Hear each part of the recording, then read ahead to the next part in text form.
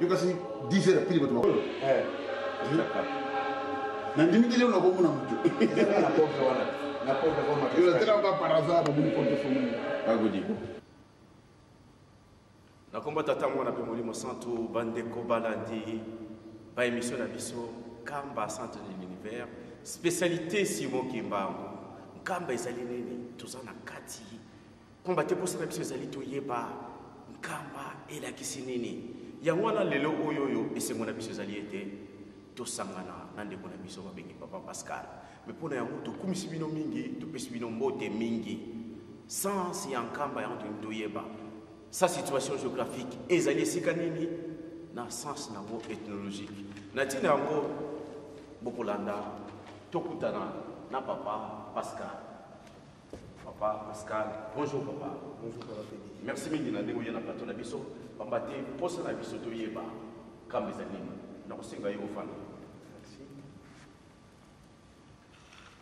En fait, na masolo na biso ya poko ya après-midi oyo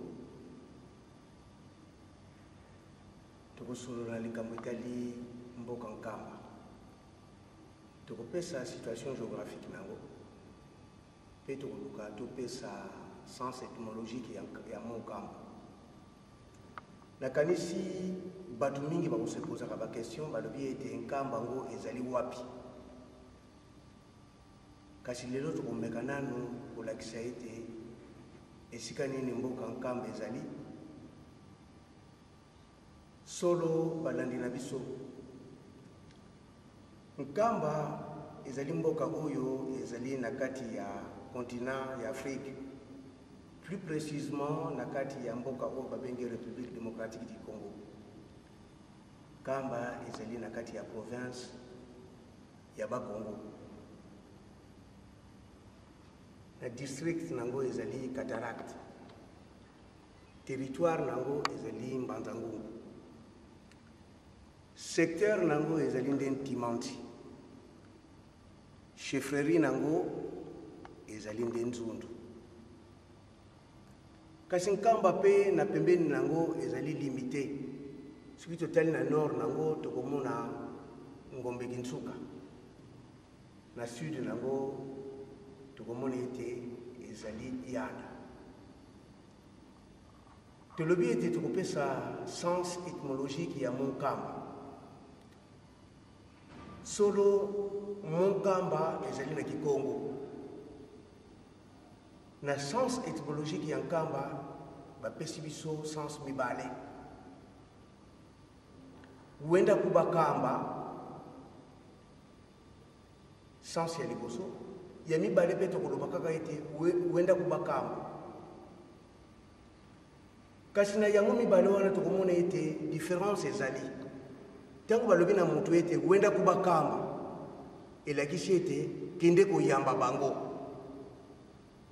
wenda kuba kamba elakisi ete kende kopesa bango sango yango mabina biso ete nkamba ezali mboka oyo ekoyambaka bato mpe kopesaka sango ya monene sango oyo ekotambusa mokili mobimba omoni papa Pegi sens étymologique ya monkamba yango wana Sens ethnologique ya nkamba elakisi ndenge papa Pascal alobi yango kende koyamba bango kende kopesa bango sango na ntango wana tokomi na conclusion ke définition ya nkamba na sens oyo pesi ezali ete eyambi bato mpe epesi bango mitindo ndenge bakotambola yango te papa yango wana papa ya solo tosepeli mingi na réponse na yo pesi mais esengeli toyeba bakombo oyo olobi wana papa Ntimanti oyo koloba na biso susu Nzundu elakisi nini posa na biso ezali toyeba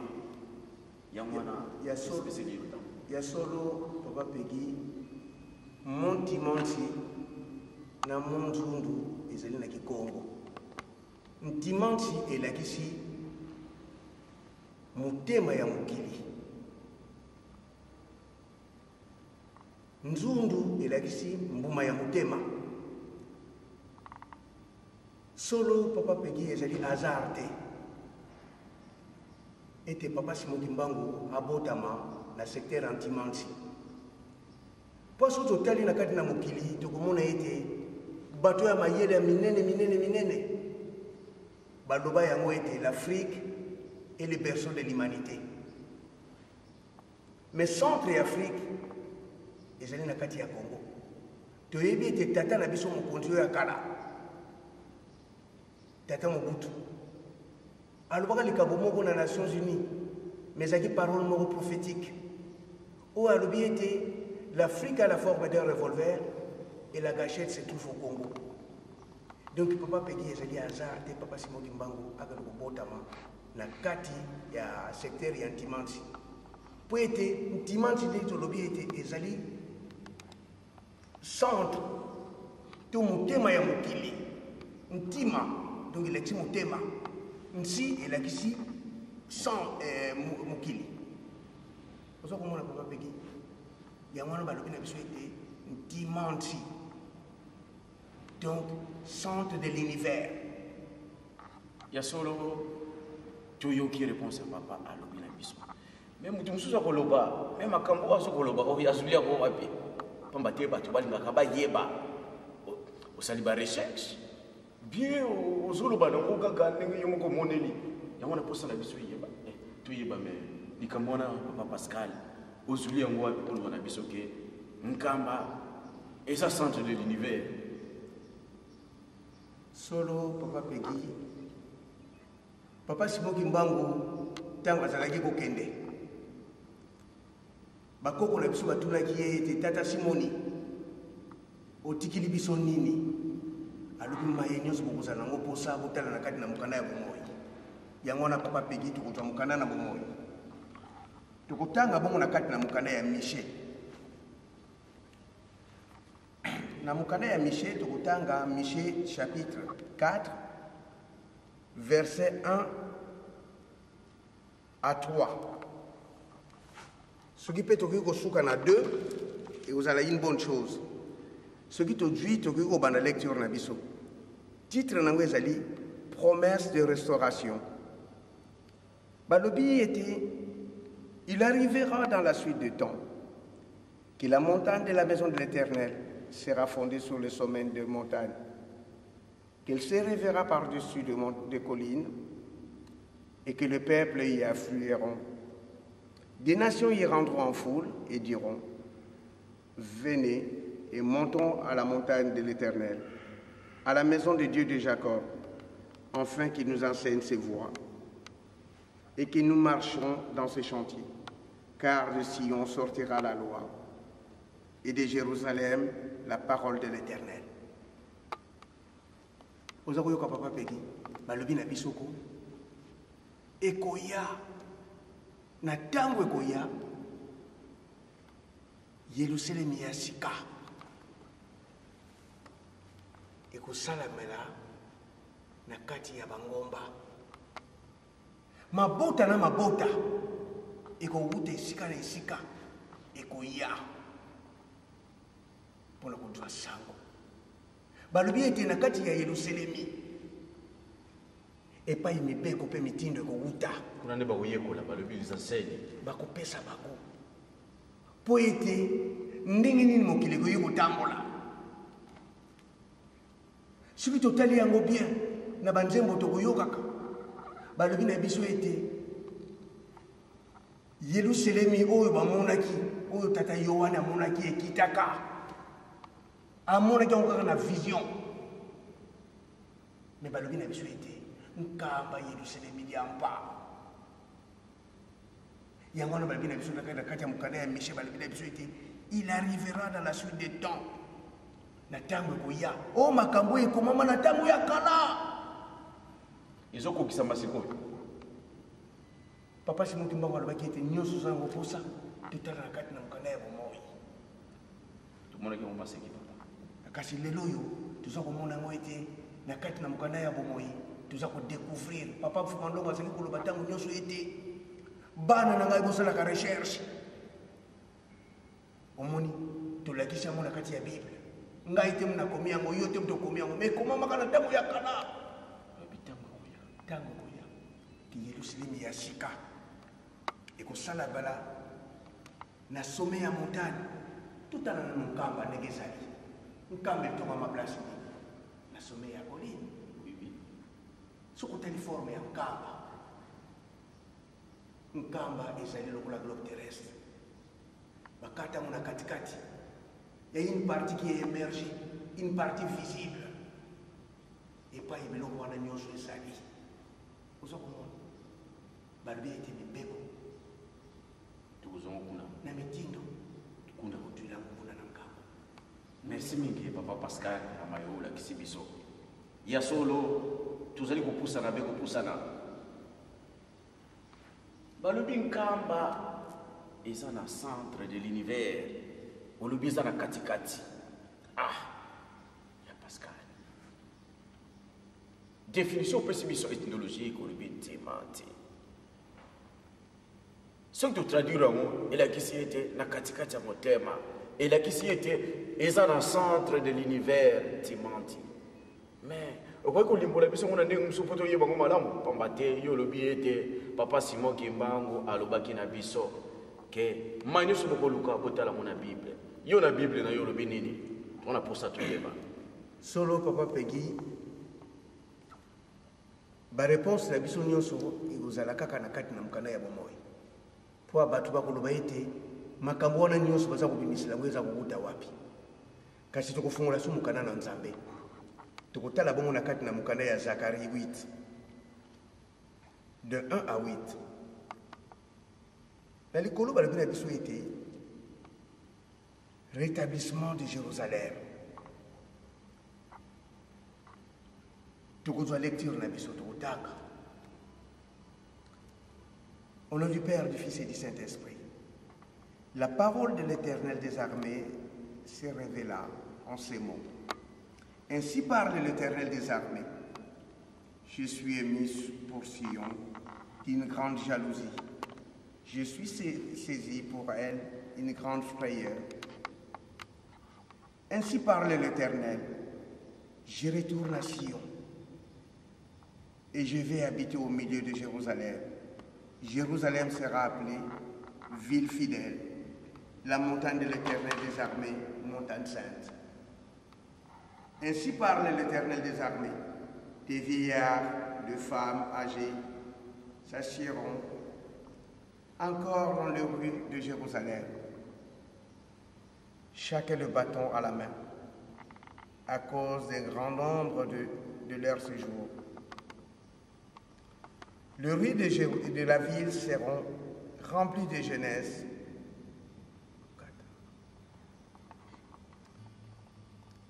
Ainsi parle l'Éternel. Je retourne à Sion et je vais habiter au milieu de Jérusalem. Jérusalem sera appelée ville fidèle et la montagne de l'Éternel des armées, montagne sainte.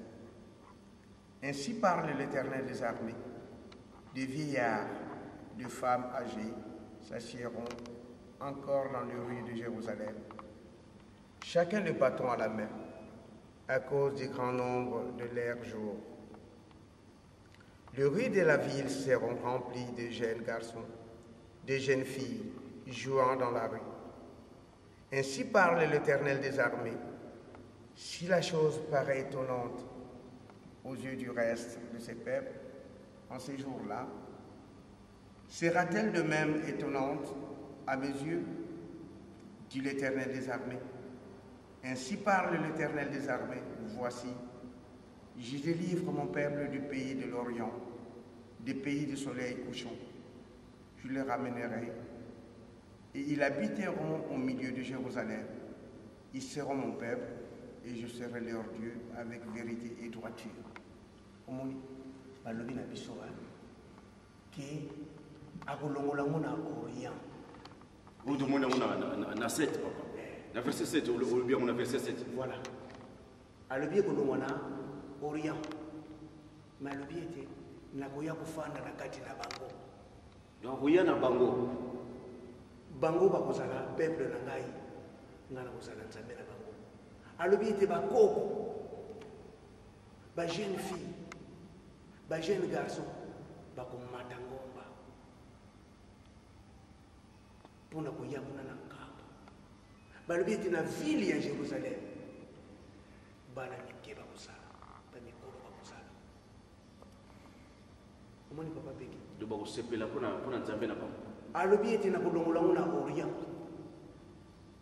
likambo oyo kolo yesu alobaki na biso abi ete na kolongola eloko ya motuya oyo ezalaki na libota wana na kopesa ngo na libota mosusu ekobimisela ngo mbuma yango papa peki koza komona ete makambo na biso ekomi kokokana solo na centre du monde question ozaki olobi ete ntimanti solo papa peki esengelaki ete esalemela ndenge ekomami na kati na mokanda ya bomoi alobi soki ezali makambo esi na miso ya bato me na miso na ngai eza makambo esi te mpo ezali promesse balobi na biso wana likolo ete rétablissement de Jérusalem mais Jérusalem ezalaka yaka me balobi ke Yerusalemi diampa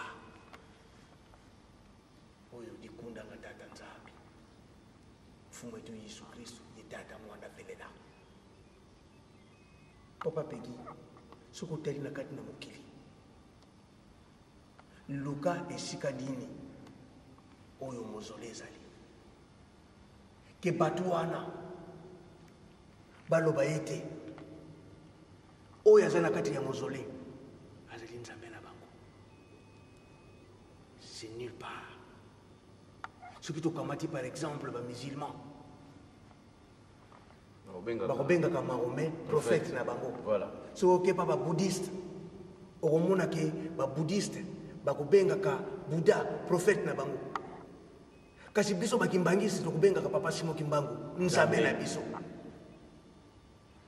akamati mpe eloko na ye ya motuya atie na kati yango wana omoni balobi na biso ete je les ramènerai et ils habiteront au milieu de Jérusalem. Ils seront mon peuple, je serai leur Dieu avec vérité et droiture. Vous avez compris? Où est-ce qu'il y a Oriako? elongwa Il y a un rétablissement à Jérusalem, il y a Sika. tomonaki yango maseki pamba te lelo soki tolobi mpa ya bato ke ma ezosalema na nkambo eza réalisation de la bible bato bazokanisa ye te tozokojoue na bamo e tozojoue na bamo te ezali nde solo pamba te bible alobi yango toyoki papa pascal ndenge alobi akolongola bango kuna bakoko na biso bayaki ndenge nini mpo bakóma na mboka ya kongo lelo oyoyo nzoka nde bible aprévoyaki yango alobaki yango e lelo tozoyoka yango mpa papa pascal ezokolakisa bosolo ke nzambe asi aponi esika na ye définition pe situation géographique ya nkamba ezokolakisa biso monene na yango ntima nti mutu te mutu akomaki yango mondele te me emiloba mela banda kala ntima nti eke so totali yango réellement géographiquement nous trouverons que l'Afrique est au centre du monde et par conséquent le Congo se trouve au centre de l'Afrique.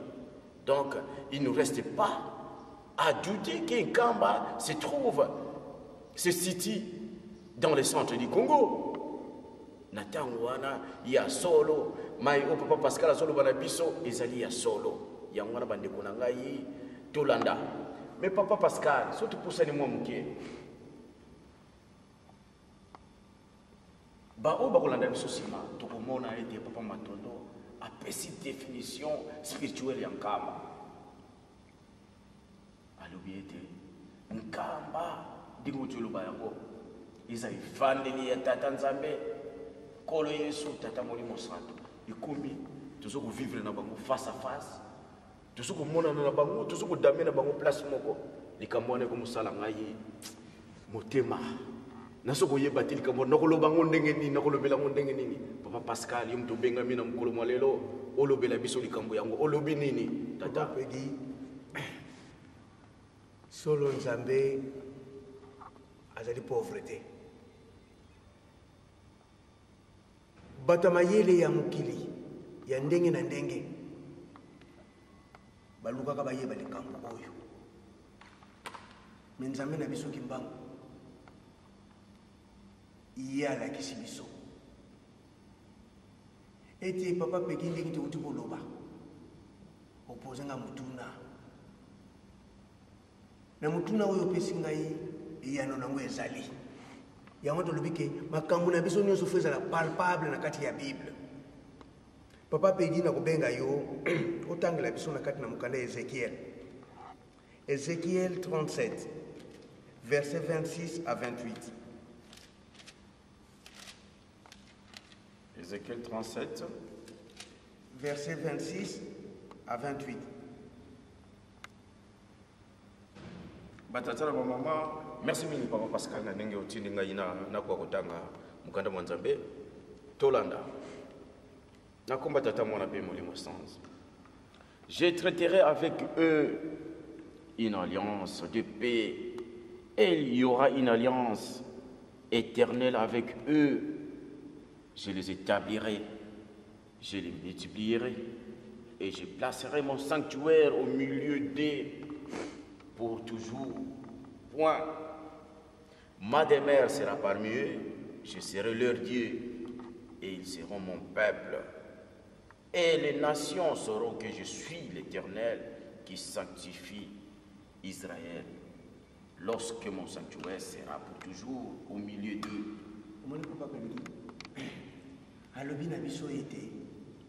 Je traiterai avec eux une alliance de paix. Il y aura une alliance éternelle avec eux. Yalibela. Alobi ke alliance wana ekozala ya kimia pe ya libela. Alobi na kofandisa bango. Na komultiplier bango pe na koplacer mozole na ngai na kati na bango. Ndako na ye, demeure na ye alobi. Alobi ete ma demeure sera parmi eux. Je serai leur Dieu. Ils seront mon peuple. Et les nations sauront que je suis l'Éternel qui sanctifie Israël, lorsque mon sanctuaire sera pour toujours au milieu d'eux. Batata na ba mama. Solo nzambe na biso azali pauvreté. Tala ndenge elakisi biso. Alobi ete ngai na kotia sanctuaire na ngai, donc demeure na ngai, mausolée na ngai na kati na mboka wana ya nkamba. Po ete mokili eyeba ete nga nazali nzambe na bango. Pe tant que sanctuaire na ngai kozalaka na kati na bango, mausolée wana kozalaka na kati na bango, mokili koyeba ete solo nzambe oyo bato mokili elukaka oyo bana Israele bazali kolela ye wana ekofanda na kati na mboka ya nkamba. Yango na biso ete nkamba oye yele sulemu diampa dikundanga tata nzambe mfumu wetu Yesu Kristo ye tata mwanda velela bango misato bafandi kuna papa peki bafandi kuna. Yango wana nalobaki tout à l'heure luka na kati na mokili esika nini yango oyo ezali ete tata nzambe akelo kufanda bango misato bafanda na kati na mboka wana batu wana baloba ete oyo afandi na kati na mozole oyo bafandi awa bango misato bazali banzambe na biso ezali nulle part, nulle part. Même si on écoute la Mecque nandimi pete ke epai ba musulman bakendeke wana Mahomet azali wana parce que ngana yebi ete biso na kati na mboka nkamba nzambe na biso papa Simoki Mbangu azali wana bamvoala na biso bazali eza ba monument te ezali ba monument te ezali ba mausolée e ba nzoto na bango ezali wana. Et papa Simoki Mbangu alakisi na mokili ete ye azali nzambe nzoto na ye tina mokolo ya lelo oyo ezali ndenge ezalaka.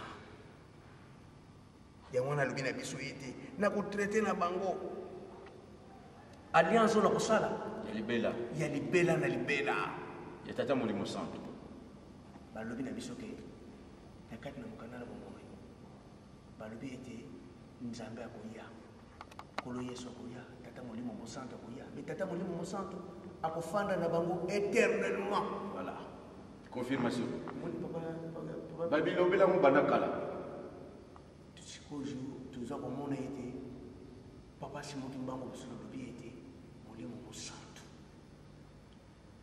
yango wana lobi na biso na kati ya mokanda na bomoi ya lobi ete ma demeure sera parmi eux, je serai leur Dieu, ils seront mon peuple. Et les nations sauront que je suis l'Éternel qui sanctifie Israël. Na place à Israël, surtout quand tu mon Israël, tu dis mon Nzadi, n'engage la caliboso, Zahir, tu comme on a été, Bazaki Koloba, Israël, Natango Kala, Bazaki Komango, I avec Z. Mais c'est quoi comme Kokoma, I avec S, Israël. Ce qu'on a au balou, les Zahir. Vous savez, Papa Peggy, ils allaient hasarder. Alors, lorsque mon sanctuaire sera toujours au milieu d'eux, vous savez comment? Sanctuaire, mausolée, Nabiso, ils allaient à la Katina, ils allaient nulle part. Au peuple à Kolobake, Ngaï Kimbangiste. Parce que tout est musulman, tout est bouddhiste. Tout le monde était biso, tout ça que Papa Simon Kimbangu, Azaline Zabena biso. Vous savez comment? Il y a un Kimbangu. Et biso tout zali, Bakimbangiste. Vous savez comment on a Papa Peggy? La question na yo autouri na kanisi to moni on a kana mukana bo moyi solo to to za confirmation papa ndenga lobeli yango ala kisibiso ke nzambe akofanda katikati ya bato to mona ke ngoneti masiki alobi yango ya libela eza te ke ndenge to mona ka ke mausolée ou bien ndenge to mona kana na bandeko na biso bakende ke pèlerinage bake baramususu bake na meke bakomona kaka nde monument ndenge batonga yango nzoto na yezali te mais bayi confirmer ya biso yango ke Papa Simon Kimbangu azali na kati ya nkamba eza masekite ezali solo pe na tango ete toyebi nzambe aye na mokili aye na ekoki na ye nyonso tu donc aye na tata na mwana na molimo santo yango wana bakimbangiste lelo oyo toza bato moko foto réclamer divinité bon nzambe ezali wapi euta wapi tant tokoma na conclusion ke bon nzambe eza pati na biso yango wana nde toko découvrir mayebele oyo komami na bible eke bato baya koyebisa biso bible eza ya bango te na ntango tokoyeba ete divinité ezali ya biso tokoyeba ete bakoko na biso ya liboso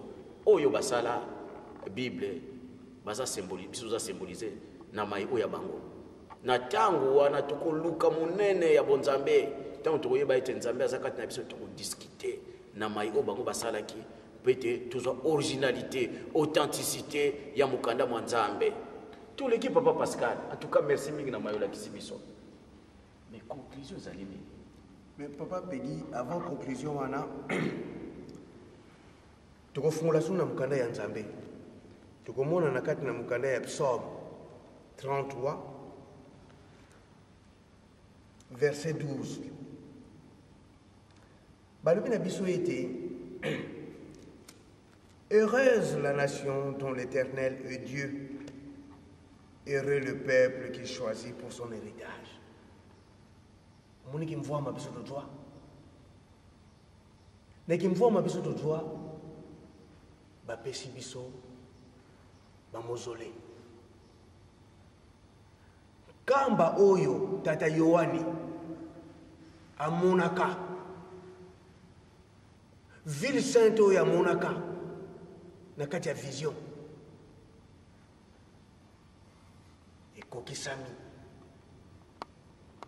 ekokisami na sens nini po alobi na biso tokoyembaka na nzembo ete heureux la nation dont l'Éternel est leur Dieu. Nation nini yango oyo ezali ke nzambe na bango nzambe azali nzambe na bango ezali kaka epai na biso kama tokobenga Papa Simon Kimbangu nzambe ozo komona Papa Peggy pour la conclusion na biso na likambo oyo solo Papa Peggy nakobenga yo lisusu ete tokutanga na kati na mukanda ya Jérémie 31 tokodwa kaka na verset 34. Jérémie 31 verset 34. Na kati na mukanda ya Jérémie balobi na biso boye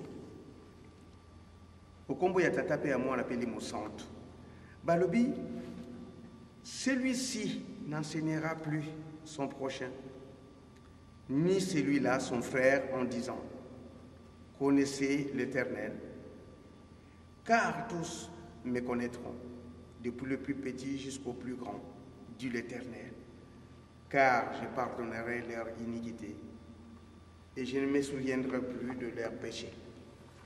Mon papa Peggy.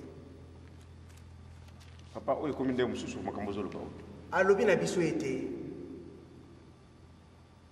mutu moko akolakisa lisusu moninga te nzambe azali wapi. Oh.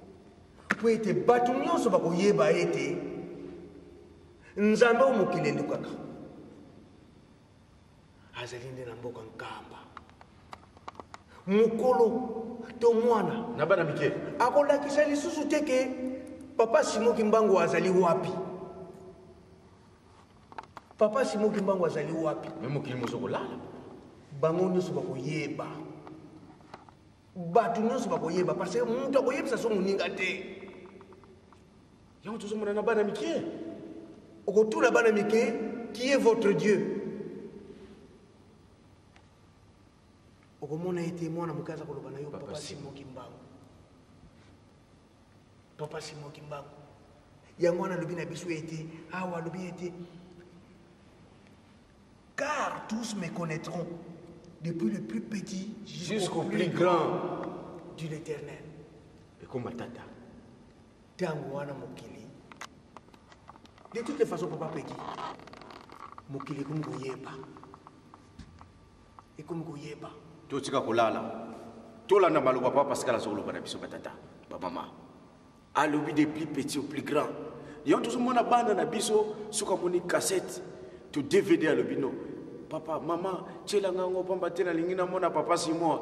Donc eza et comment mana mukanda banzambe. Papa Peggy, papa Simoki Mbangu alobaki na biso ete nyonso ozana ngo posa. Eza na kati na mukanda ya momoi. Yango ono zokomona eke maye nyonso papa Simoki Mbangu apesi biso. Oto lobili na mukolo ya lelo. Ekuti na kati na mukanda bomoi. Biso te mtu bokomi yango. Mais bato bakomaki yango na tango ya kala. Celui-ci n'enseignera plus son prochain, ni celui-là son frère en disant connaissez l'Éternel. Nous avons la chance. Papa Peggy, oh yo biso to dri chance, ezali grâce. Ezali chance mais ezali grâce. Que Nzambe alakisi ete ye azali na peuple na ye. Yango na lobaki ete errer la nation dont l'Éternel est leur Dieu. Kende na bamboka na biso toza komona bato o balalaki bakomi kolamuka me tobosana te biso balandi ya masolo oyo esengeli ete tofungola miso nyonso toza ngo posa totalaka na kati na mokanda bomoi po ete alobi ete mutu akoyebisa so moninga te nzambe azali wapi. Mais oyo papa mfuma ndongo alobaki na kati ya Zacharie 8 ete tokeba po ete mokili ezali koyeba ekomi koyeba moke miyoki mbangisi zala mayele tala bana na biso ya mike bakomi komona soki bamoni kaka c'est notre Dieu papa Simoki Mbangu. Vous avez mon papa Peggy. Yango ba bina biso ete. Kamba oye. Kamba oye. Nkamba oye. Oye. Yerusalemu liamba dikundanga tata nzambi mfumu Yesu ye tata mwanda velela. Merci papa Pascal. En tout cas bandeko tozana sengo munene pambate masolo mabiso masili. Mais sengeli toyeba yango Kamba, centre de l'univers. Monene yango to la kisi yango. Situation géographique, sens ethnologique. Bana Israël tambazaki na tango wana bakoko na biso. O biso le to za symbole. Nzambe alinga ya cha bango baza na katikati. Pamba te mikili weza na pembeni bakwa kolanda bango. Pamba te bazo lubiko. Ya mwana bapona maki pote munene mwanzabe momona na kati na bango. Na kike oya biso. Parce que le président na masiro wa bele. Na kike oya biso. Tata Molimo Santo. Papa Simon Kimbangu. Aponi peuple mususu te, aponi peuple na ye, ute ebandeli. Tozo mona ngo makambo ngo mabimi lelo. Benzambe plan na ya misalela ngo uta ebandeli. Mabe na biso yango mute salaki ete ekende musika melelo ezongi kati na biso. Yango wana poto koma Kimbangu akoma ngona. Papa na banjo na biso bakoma ngoboye na symbole moko oyoyo. Je prendrai une autre seconde. Ami poni kati na biso Papa Simon Kimbangu. Po asala aponi peuple na ye, peuple on va bengi peuple Congo. Alors poto la kisabino ete munene mwango mobonzambe na Papa Simon Kimbangu ezali na makoma miboye. Bakokabola ka yango te bonzambe o balobi les trois divinités. Les trois divinités. Car il y a Papa Kimbangu, Papa Simon Kimbangu. So ko miango boye ebimi I. O ko benga ngo Kimbangu te. So ko bakisi symbole ami balé. Mbala mususu ko benga ngo Y, so ko benga ngo nini. Mais pour koma yango e koma Kimbangu fo chango naka. O yela kisi les trois divinités. Tata Mwana, Tata Molimo Santo. Peuple né à Poni, et sa peuple congolais, et sa ndenge moko. Obabengi, le Congo. La nation de Dieu. Les loba divisango et komina basse. Mais ezali boy. Congo, Congo, Congo. Yango babengi yango ba Congo misato. Pambate bango na tina ko bozuna bango bakaboli yango. Mais tu poto la kisango te bakoki ko kabola yango te po ezala mobimba. Mobimba nango yango yo. Ndenge Congo ya tata ezali. Peuple pe aponaki. Eza symboliser. Po ezala mobimba nango eza symboliser na ka. Les trois divinités. Munene ya Simon Kimbangu. Au fur et à mesure, nous allons suivre Bakour na biso, si Papa Simon Kimbangu, te ko découvrir munene ya lettre oyo. Te ko découvrir les trois divinités. Yamba de kuna biso ya solo to sepeli mingi, pe to kumisi bino mingi. Te remercier Papa Pascal, en tout cas Papa, merci mingi. Merci Papa. Na ndenge otiki opesi tangu na yo pona bandeko balanda mayo oyebi na tina ya kamba. En tout cas, merci infiniment. Bon, Papa Peggy, ezali musala o Papa Simon Kimbangu alobeki ete kosala ba recherche na oyo apesi biso na après-midi oyo tokumisi ye lisusu. Merci Papa Peggy. Merci oyo.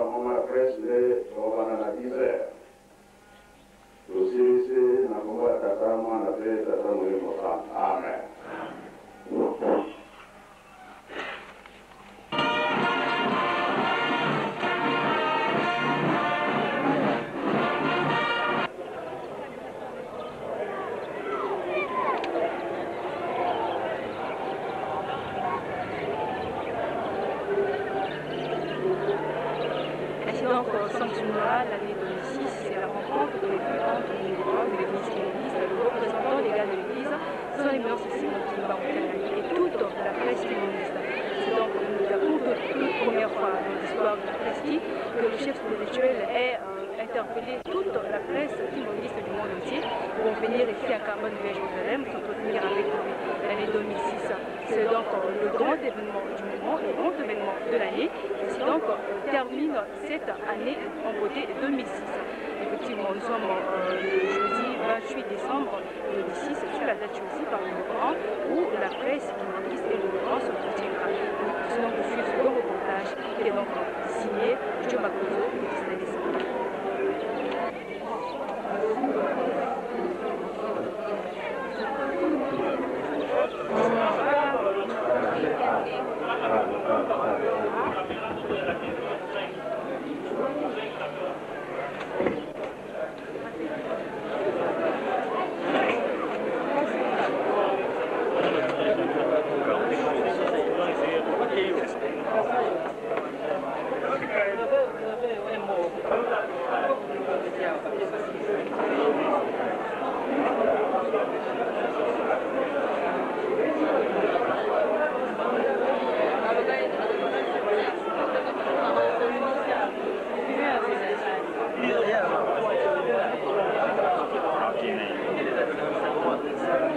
Félix.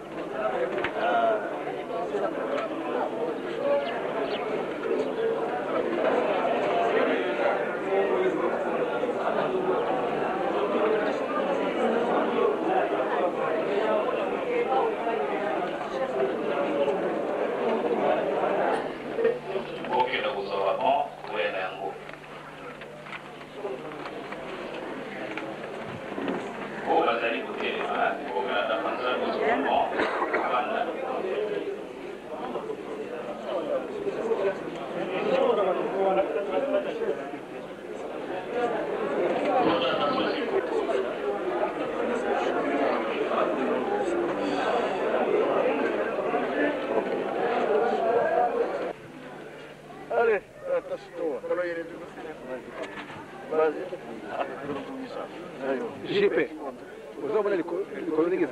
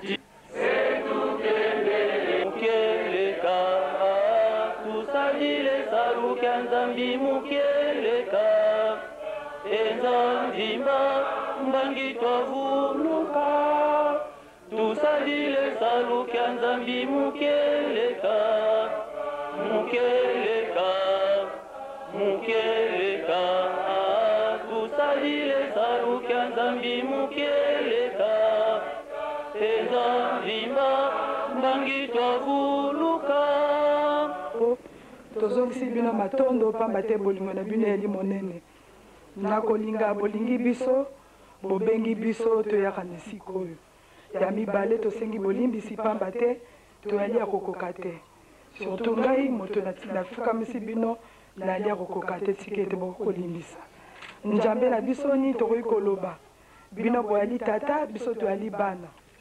Ya Deutéronome chapitre 5 tobanda nzela liboso kino tuku mibale na mibale taki bato nyonso na Israel mpe alobaki na bango boye bato ya Israel boyoka mibeko nyonso oyo ndazali kopesa bino lelo boyekola yango mpe bosalela yango yawe nzambe na biso asalaki boyokani na biso na ngomba ya Horeb esengo na boyo balukaka kosala malamu esengo na baoyo bayelaka eza na ntango ya Noe biso kaka oyo tozalaki tomelaki bamai yango na bapesi biso na papa Molimo Santo alobi génération ya suka oyo zwana no bipumbulu wana banda na tinda bango na mokili boyo na boyo eske okontrole na ntango ya kala olongaka to eshuaki siko ozali koeshue ndenge toye na mokili tosengaka tolulaki baninga natali papa ngai penza kaka ndenge toza koloba pasi papa lobi tu crois que je suis en train de mentir non papa aobi osengaki pamba te bato bayaka bakufaka o balongi soki kuna likolo apesi bagrade ya bino ya mokili ezaka par exemple ozali caporal akomi général et puis osengi nzambe alobi olingi okenda continent nini ndai ndeko na bino azalaki na tembe nazotala papa ngai naza koemirmiri en tout cas est ce que papa kosa ngai talobi quoi yo kanisi nazokosa yo mpo na intere nini yo moko oponi continent amérique asie tout ça soko olobi afrique nzambe alobi keba kona na afrique pasi mpo na likambo wana botosi bana israel baeshue kona na irak mokili ya abraham soko moni Saddam Hussein azali kovimba boyo pamba te koko ya abraham c'était un irakien lokola batosaki te biso bozali bato ya presse bolandaka information nakaisi bolandaka gou te tala pasi ezali na irak to na mokanda na bino ya mibeko ekomamaki bato basalaka mosala ngai nazali kosala babengaka bango banzambe siko ngai nalobi kutu nazali mwana nzambe mpo na nini bolingi koboma ngai olobaki diplome na ngai yango toke na biro alobi bobenga na sepeli banda nasalaki remise reprise na mama na ngai natikali kopesa ata moto moko etumbu te pamba te ezalaki condition alobi bato oyo bazwaki etumbu na mabe basalaki ngai tata ye moko moto apesaki bango etumbu parce qu'ils ont exagéré.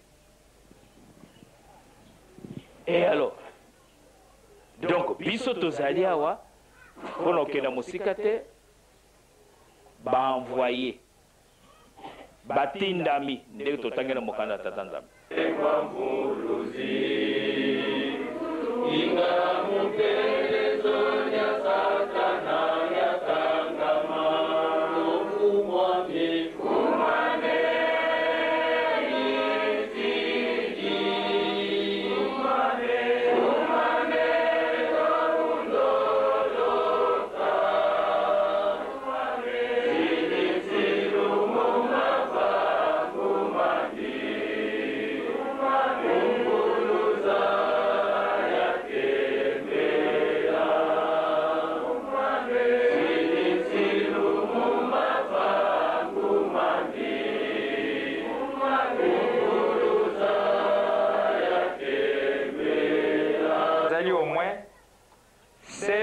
entité isika lingombe ezali oyo bazali représente na esika oyo ezali 16 tokobanda na baprovince ya mosika tokosenga na délégation oyo euti na Nord Kivu oyo euti na Nord Kivu chef lieu ezali Goma penepene na Rwanda kuna esika boza koyoka oyo nyonso bauti na province ya Nord Kivu kuna na Goma pe Ruchuru batelema mpo ete topesa bango mbote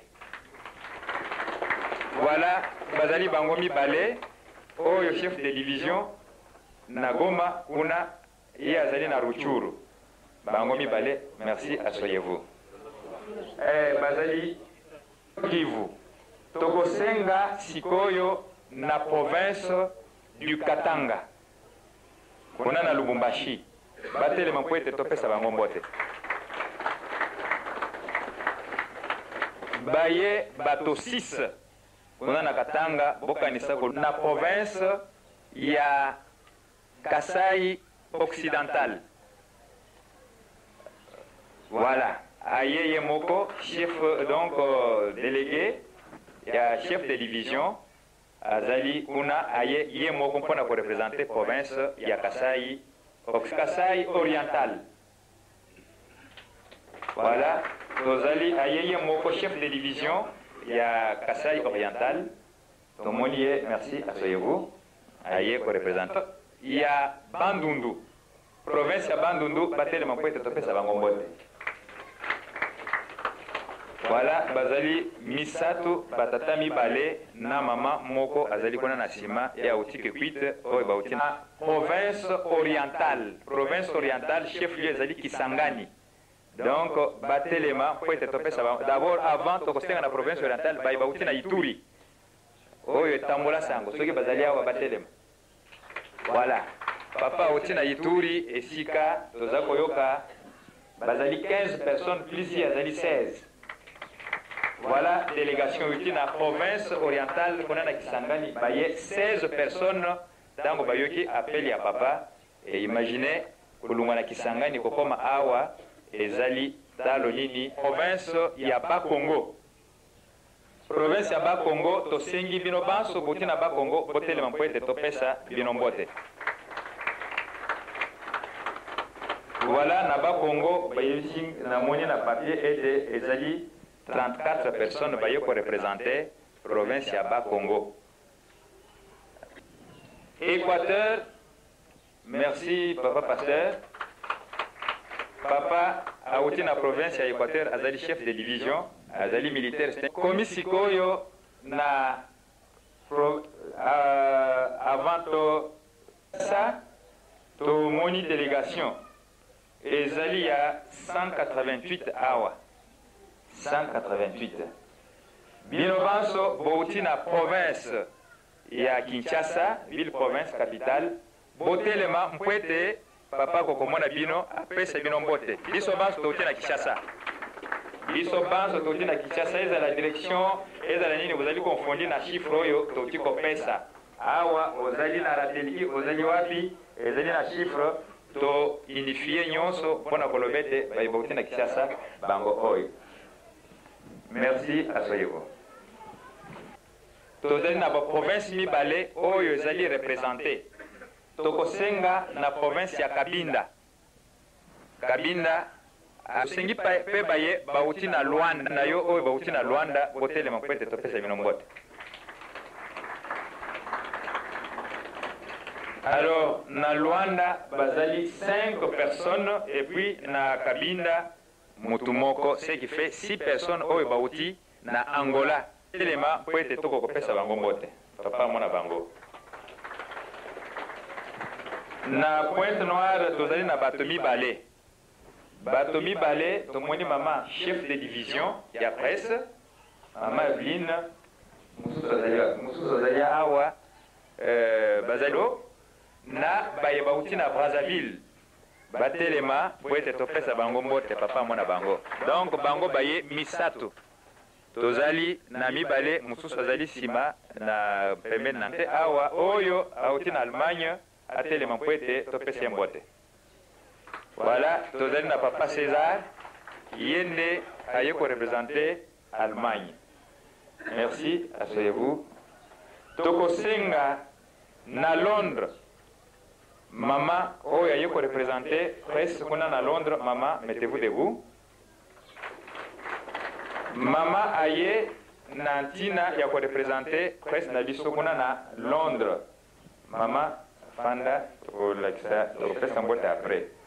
Hollande, toyepe, tozalipe na mutumoko, auti na Hollande. Hollande, papa Jean Robert, tellement poète, papa mona yo, papa pe mona yo. Voilà, Hollande, bazali. Mutumoko ndenge tomoni tozali pe na France tokosenga na directeur national papa Patrick directeur ya presse na France telema poete ba papa mona yo.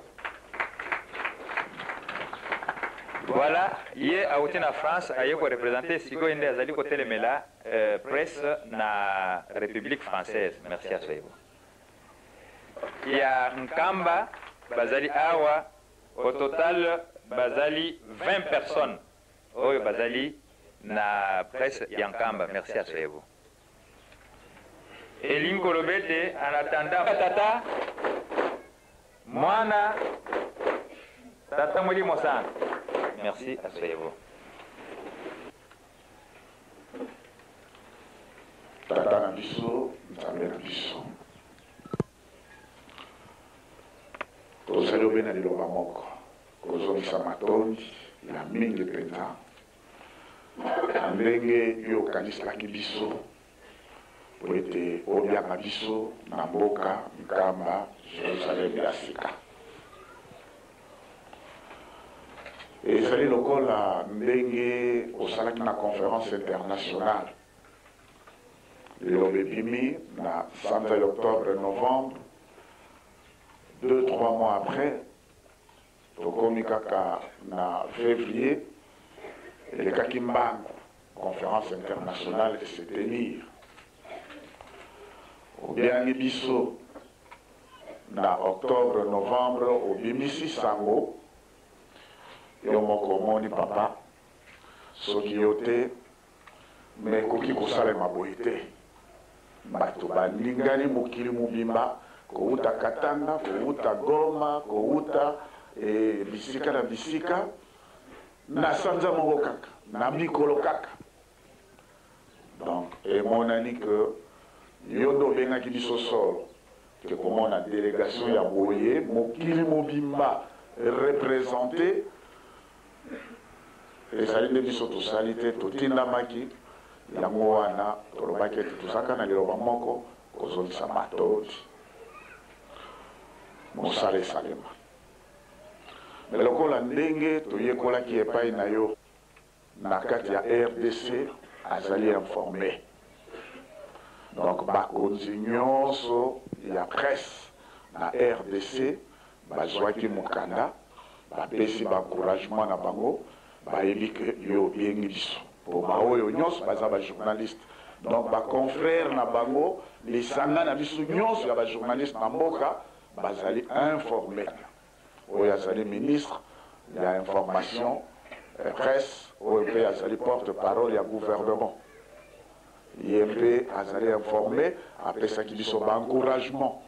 Donc ministre information ayebi que ba journaliste nyonso église kimbangiste babiangami na mokonzi ya Lingomba bazali na Nkamba. Tosokaki kaka wana te. Ministre de l'Intérieur, décentralisation et sécurité, aïbi que les journalistes nyons qui magissent dans mon kilimo bimba, bazali et pas à mon kondiabole na Nkamba. Donc papa, na moi maële moke, oyo pesi na biso, ya mwana t'organiser ya de façon professionnelle. Na moi tant moke, ya mwana tout sali. Ndenge pe omoni tusangani biso banso awa na bomoko. Ye par exemple le directeur général ya ratelki aba département bazali. Kasi biso nyos totelemi na molongo ya bato touti Kinshasa. Ba oyo pe bazali ya ratelki matadi bango nyonso to batelemi na molongo na bato bauti na Bakongo. Sika bato bakozalaka makama kwe kuzanga te kasi ndenge yokolisa biso yango wana tosalaka effort tobongisa pour que oyo kasoni te. Amen.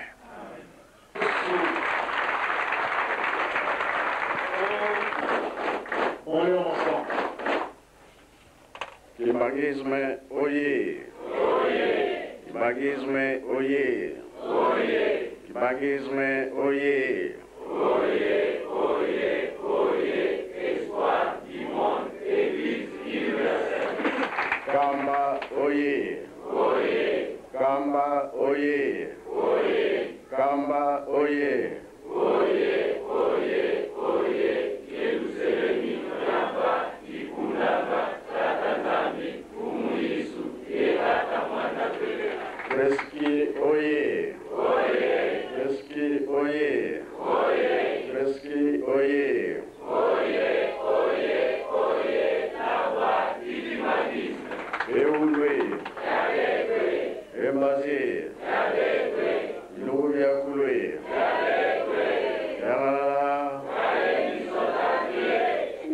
Kisangani Balbi Kongo. Esengote. Na Kongo ya tata mwana pe tata Molimo Santo. Merci mingi. Kuya na biso ezana ntina. Pambate ebali ngomba iki aode bandegi. Toye poete tozako kasi ya sika. Na senga kili kambone ezana ntina pambate eza musala ya munene. Oyo tolibela kitata Nzambe. Tolandi matin na biso. Biso tolobi ete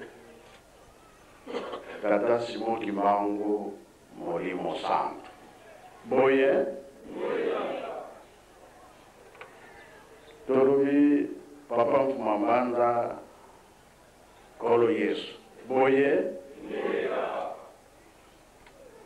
Makambo wana biso tokamati yango topanzi sango.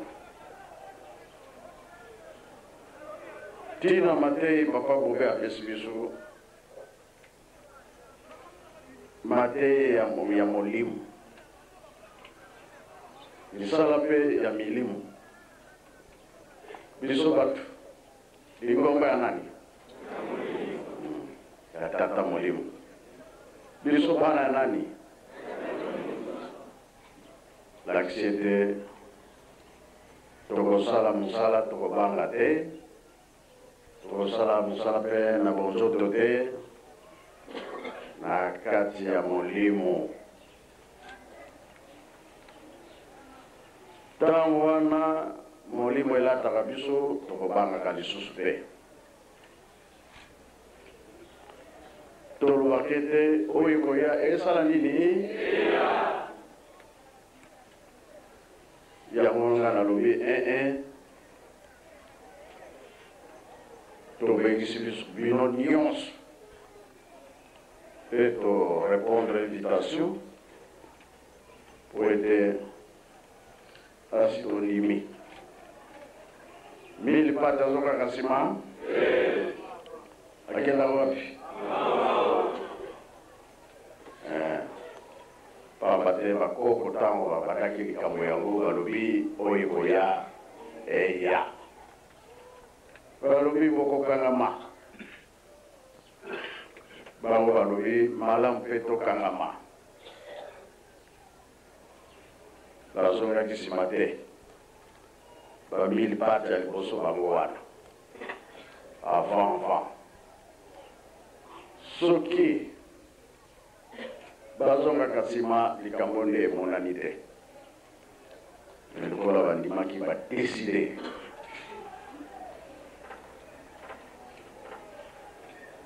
ntango bango badeside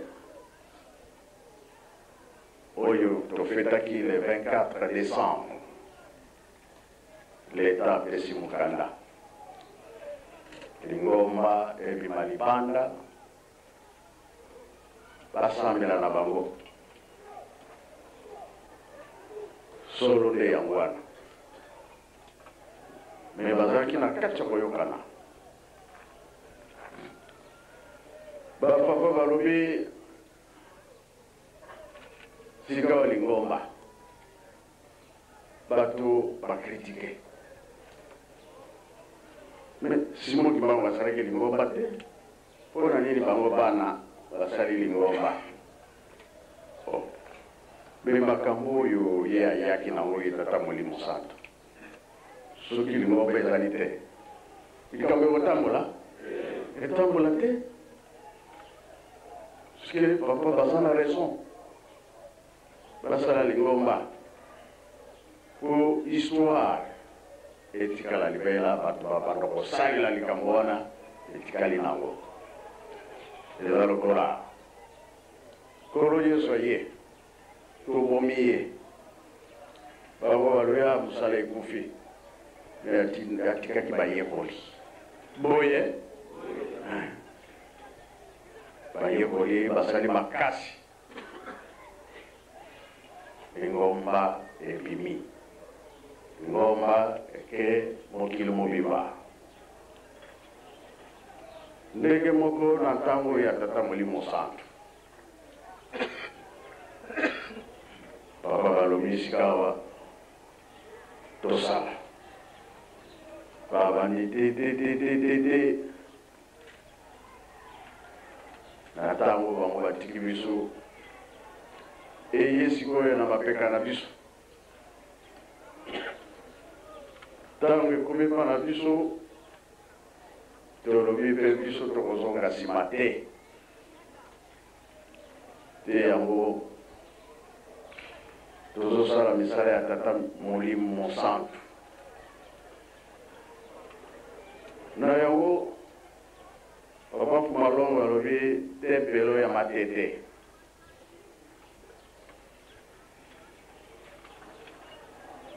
wana nde ebandeli ye apres misala mosusu ekokota nzela efungwami papa alobi tempelo ya nkamba sala esalami balobi biso nyonso sika tokoti na Yelusalemi papa alobi centenaire esika tata Simon Kimbangu asalaki boloko na ye 30 ans ndako yango etelemi na Lubumbashi bapapa sika balobi tokolata saki tosenga bolibisi ya lisumu ya Adamu et Eve tolataki saki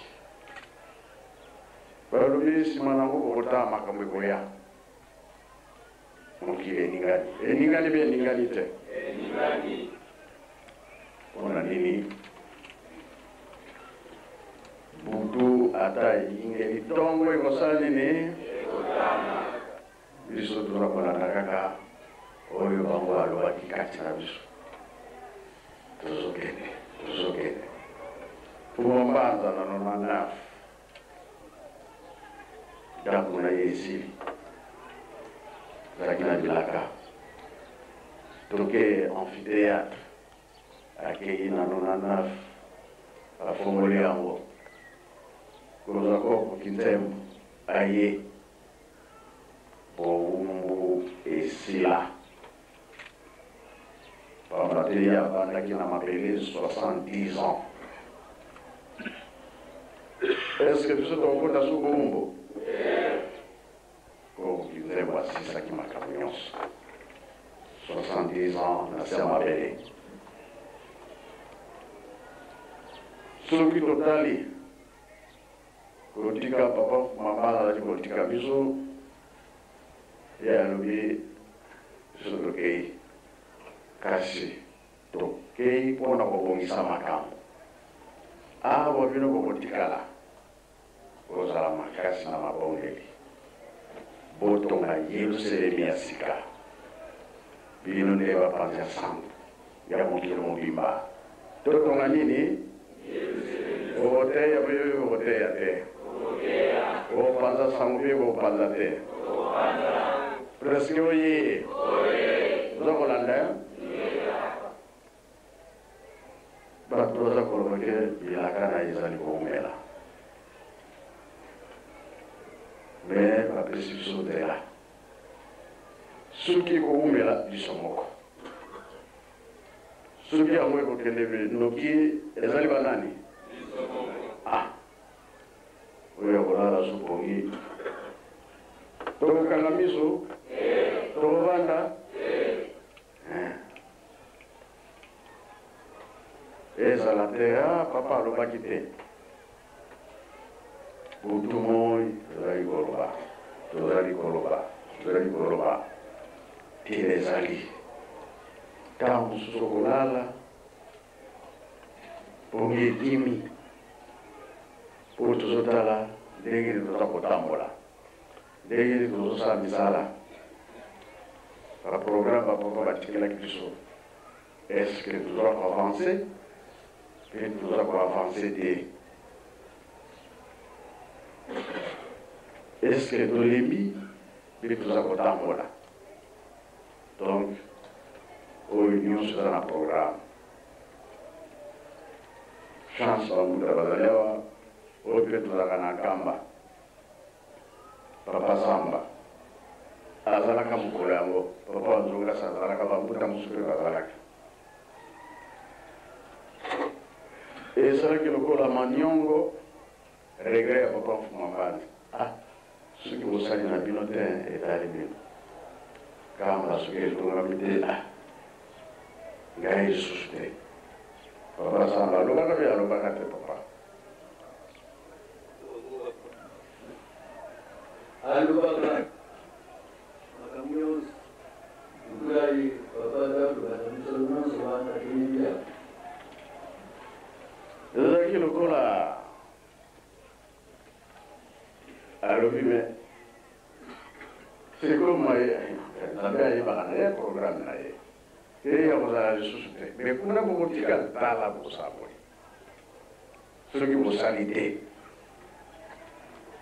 nde toza kovivre makambo yango kaka oyo mikolo oyo tozomona ke bambula ndenge esopani awa ebela bato bakuti na nkamba kaka lobi natunaki deux jours oyo bula ekuti biso awa bandimi baza kolala papa tofungolaki ndako ya nzambe tolala bongo na kati boye mpe boye te parceke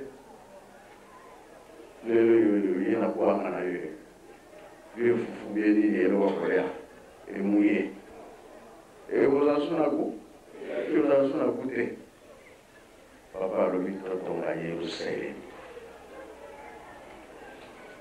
biso tokotonga na biso bino bozwi maloba na biso bozwi matei na biso bozwi makambo na biso na banzembo na biso eye na bino kuna bajournaliste po papa mfuma banza alobaka yango mpe te ngongo ya tata na ngai ezali koya eza na nzela ezali banani bino te oyo bakangaka bino bino biso ntango radio ekoloba mai moza na chambre okoyoka mpe okoyoka te mai moza na zamba bisika nyonso kozala kambo wana ekotambola nakokoma na bino bato bakotanga donc ngai nalobi ifo baya tosolola moke tozwa kasi ya sika to makambo ezali koya ebele wana ekomaka devoir na bino. Alors 2001 le 12 octobre tolobi tata Simon Kibangu Molimo Santo papa Mbanza kolo Yesu osalaki mosala na bino ekei tobandi tolobi sika batomano kotambola baplace oyo ke bilembo ezali awa na nkamba na lutendele bisika mosusu na komite tokoma sala wana esalami na 63 donc na 2003 oyo esalamaka na 64 tolakisi yango na 2004 tosilisi te eza ebele bon ntango papa Mbanza azalaki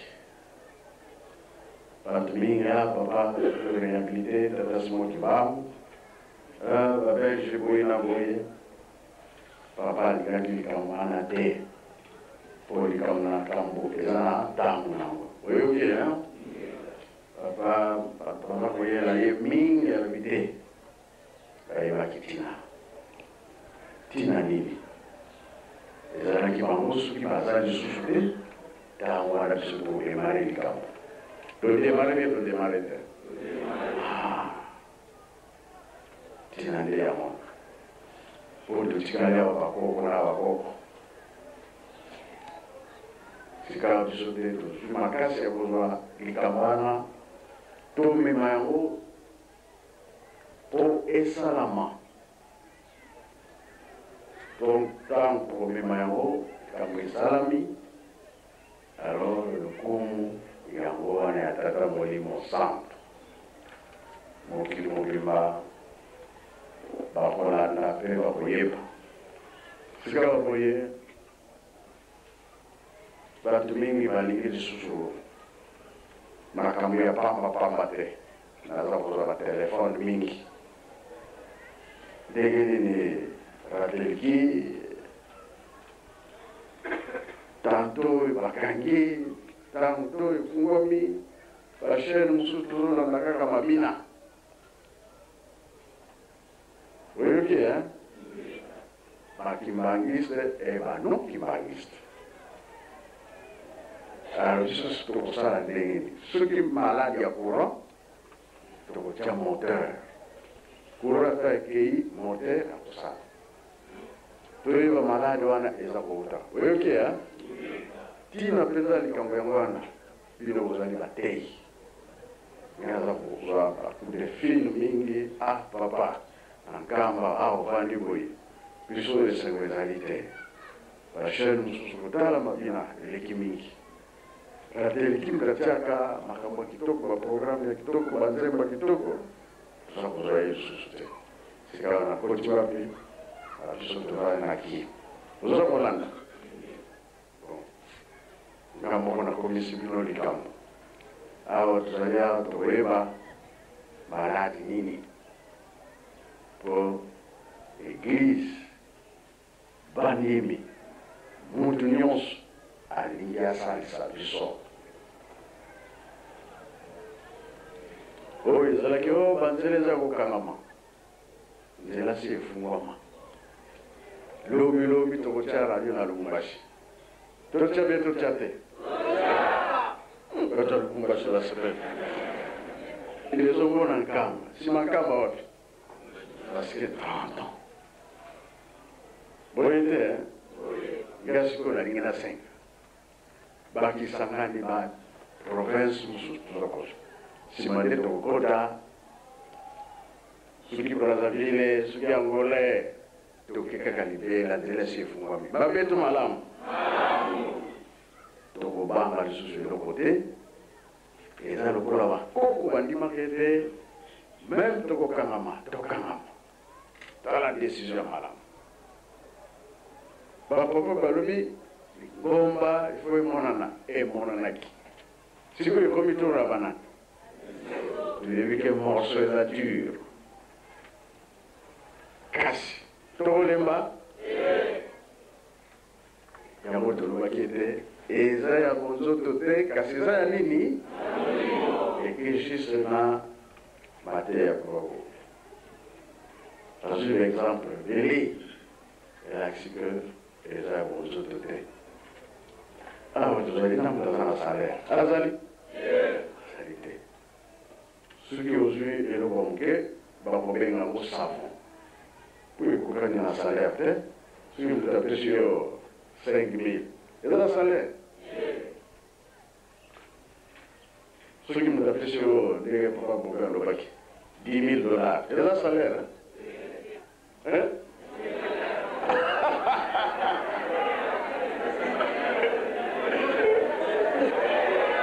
ande salaire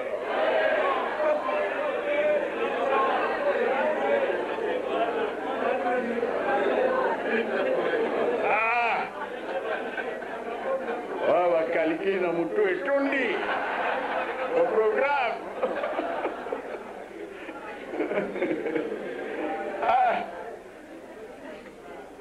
yango wana tozali kokende toza bavolontaire tozosala sacrifice abo ya kokoma pe esika wana liboso pasi eza boye te lisengo nde ekoya apres amba te eloko moko toza kobatela yango oyo kola ezali ngomba ya tata molimo centre